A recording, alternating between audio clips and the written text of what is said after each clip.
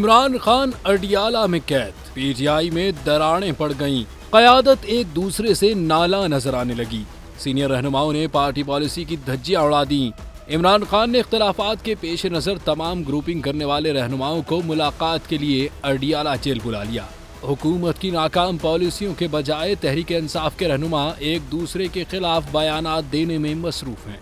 Party में दो अलग अलग ग्रुप्स बन गए हैं।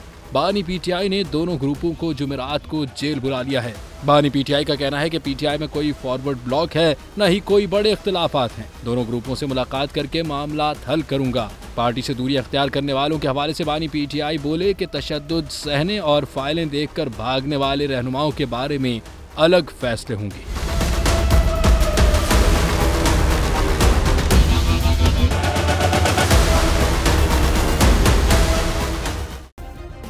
सब्सक्राइब करें और बेल दबाएं ताकि कोई खबर रह न जाए।